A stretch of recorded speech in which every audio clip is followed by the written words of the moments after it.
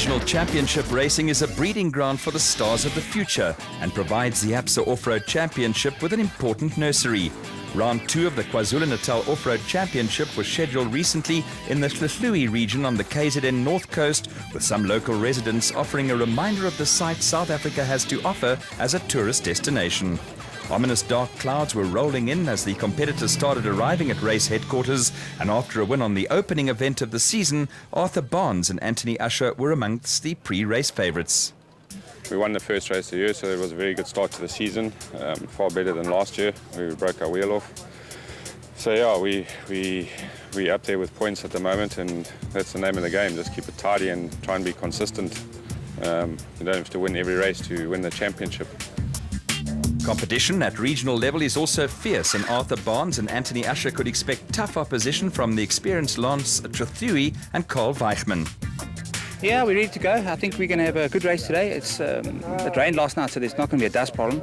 And yeah, I think we're going to have a good race. It's normally a well-run event here in Hlahluwe. And yeah, I think the marking's going to be good, the track's going to be good, and I think we're going to have a good race today. The KZN Championship also features the motorcycle-powered cricket category, aimed at introducing new talent into off-road racing at grassroots level. 3 or 4 new faces, 2 of which are here today, in the form of the old Woolwich team, and looking very good, if I might add. 450s fuel injected, and the V-twin of Duncan Dean are certainly looking very good in the competition, in the lineup. By the time race officials had run through formalities at drivers' briefing, it was raining steadily, with local experts predicting the weather was locked in for the day. As is the case with ABSA national events, regional races kick off with a short prologue to determine race grid positions. It is in effect a race within a race, and when the Donaldson prologue got underway, it was obvious the weather wasn't going to improve, and crews were in for an interesting morning in conditions that were far from easy. Cars were sliding around all over the place in the muddy conditions, and the wet grass didn't make life an easier aspect for crews trying to find some sort of traction. There were plenty of close shaves, and after losing a wheel, Gary Campbell wasn't going anywhere in a hurry. The going was particularly tough for the cricket class vehicles, who were also racing with a minimum of protection from the elements.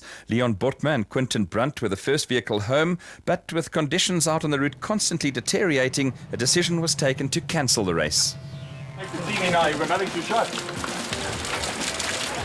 Yeah, look, unfortunately the rain that came was just a bit too much, too concentrated.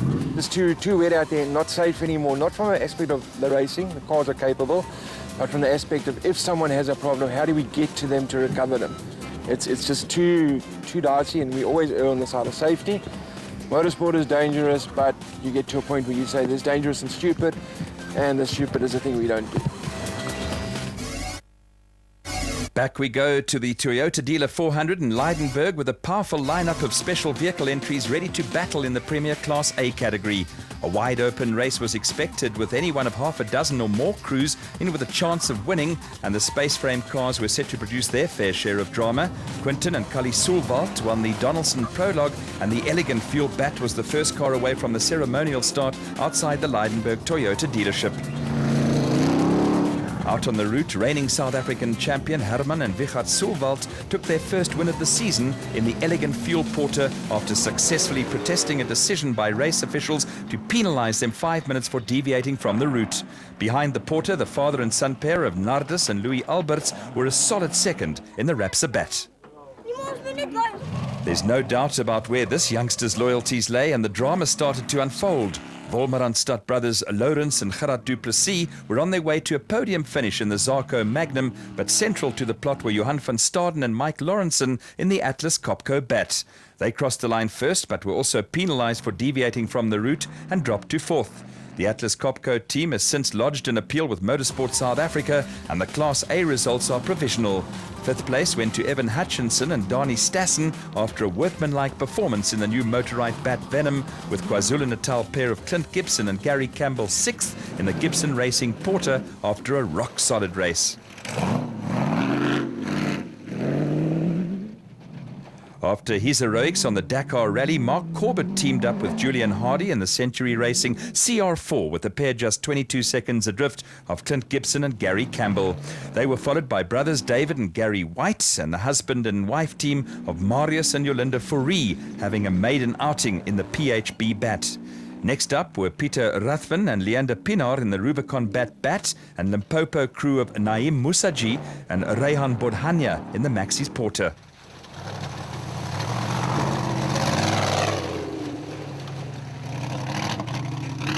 The father and son team of Nick and Ryan Harper were the last of the Class A finishers in the four-wheel drive Motorite Revo, with a tough route taking its toll. Amongst those to call it a day were Northwest crew of Neil Mayer and Leon Muller in another Zarco Magnum, who were hampered throughout the weekend by a persistent engine misfire. It was a problem that just wouldn't go away, forcing Mayer and Muller to eventually throw in the towel. After a good start to the weekend, it went pear-shaped for Quinton and Kali Sulwalt, and their race ended with the elegant fuel bat stuck in a mud hole. A series of punctures finally led to Steve Parker and VZ Van Zyl calling it a day in the Cezanne Jimco, and the Zili brothers, Daniel and Lowe, were also back and didn't finish in the results. They were joined by Botswana crew of Mogray Mabile and Lepsi Mosepi in the Zarco Light, with Herman and Vichard Sulwalt putting the finishing touches to a controversial victory.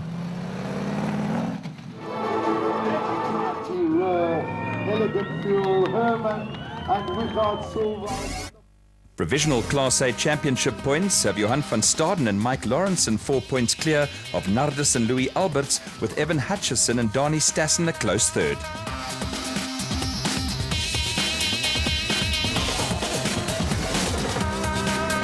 In his first season in off-road racing, former kart star Richard Fuller last year created something of a stir in the ABSA Off-Road Championship.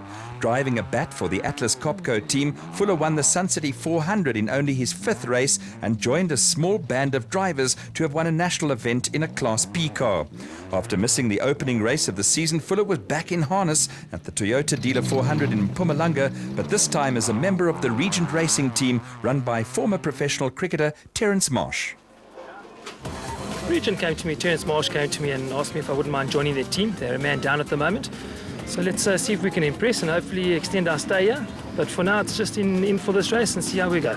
Winning races overall in a Class P car requires a special set of circumstances, with reliability a key factor. I think so. You know, the same old thing, like everybody says, you can't get out the car. You've got to stay in the seat, make no mistakes and get to the end. And that's pretty much our game plan today. Obviously try and drive as quickly as we can, but to not get out the car, have no problems out there and, you know, get to the end. After an overall podium finish and class victory in the RFS Michalis 400 at the start of the season, the Century Racing pair of Colin Matthews and Alan Smith were hot favourites to win Class P on the Toyota Dealer 400. New faces in the category included the Regent Racing bat of Richard Fuller and Dennis Murphy, and veteran Rob Walk, who was having his first race in 4 years alongside Chris Davies in the Super Pave Aceco. Matthews and Smith duly romped home on the Donaldson Prologue, with the Century Racing crew leading home the Calcimite bat of John Telford and Jaco Swart and Walk and Davies in the Aceco.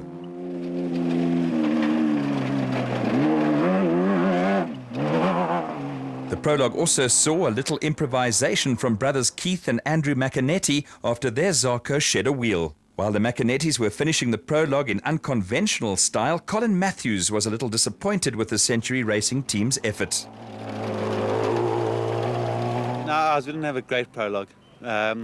We had to sweep it out there first. So I think we fit in specials. We would have liked to have done better.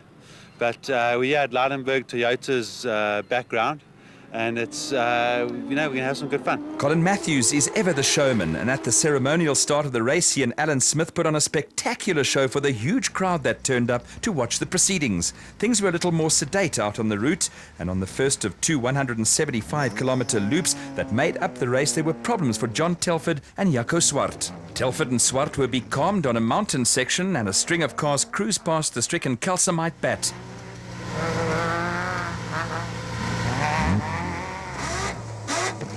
Amongst those to go past were Class P rivals Rob Walk and Chris Davies in the Super Pave entry.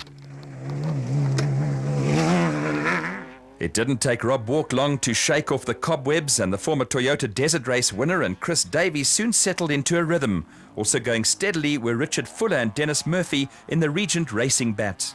By the early part of the second loop of the race, Colin Matthews and Alan Smith were firmly in control of proceedings. After problems on the prologue, Richard Fuller and Dennis Murphy were fighting a rearguard action when they ran into more problems. After a little overshoot, the pair reversed into a deep ditch with the Regent Racing Bat well and truly hors de combat. Class pair rivals John Telford and Jaco Swart weren't interested in Fuller and Murphy's predicament and went on their merry way.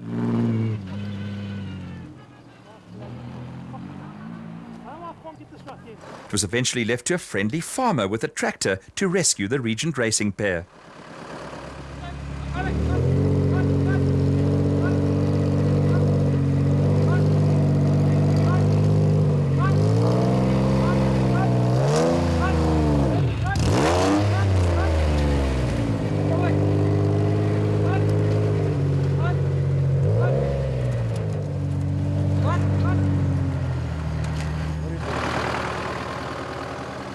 With John Telford and Jaco Swart long gone, the episode cost Richard Fuller and Dennis Murphy a wad of time. But with Rob Walk and Chris Davies also hit with a 5-minute penalty, the Regent Racing crew finished in third place in Class P, comfortably ahead of the Super Pave pair.